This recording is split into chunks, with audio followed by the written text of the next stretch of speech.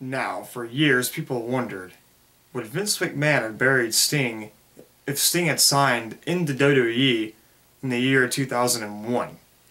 Now, I'll start with Booker T. What Sting said about Booker T was, The Rock went out there and said, "Who in the blue hell are you?" And it didn't matter what his name was or whatever, because that's what The Rock does. Sounds like an excuse to me. I don't know. But anyways, Booker T wasn't really like, he wasn't like Lex Luger. He wasn't like Hulk Hogan.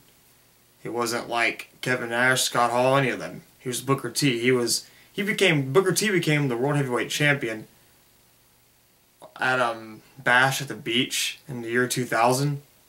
Around the middle of the year, I think. Whatever. And he was wrestling for 20 years, whatever. He deserved it. Hulk Hogan's ego was too big, and they gave the title to him because, you know, they're tired of Hulk Hogan's politics. But anyways, think about it. When Hulk Hogan went to the WWE, they treated him pretty good. Gave him a short title run. He was in a match with Vince McMahon at WrestleMania 19. He was a tag champion, you know. I mean, he wasn't treated amazingly. He was treated like Hulk Hogan would be treated like back in the day, you know. But this is Sting we're talking about. I mean, would Sting have really became an Intercontinental Champion? Would he have been like Chris Jericho, you know? Or would he have been main eventing against Brock Lesnar, Undertaker? Would he be the top guy in the WWE if he had signed? Possibly, yeah. He could have been a top guy. I don't think Vince would have screwed him over like he did Booker T or DDP. DDP was alright, but Booker T and DDP, they were in matches with The Undertaker and The Rock at SummerSlam, you know, whatever. But the invasion angle was so stupid anyways, because, like, they didn't have Kevin. During the invasion angle, there was no NWO, there was no Hulk Hogan, Kevin Nash, Scott Hall, Scott Steiner, any of them. They didn't show up till later. So the invasion storyline was pretty weak anyways. But all I'm saying is this.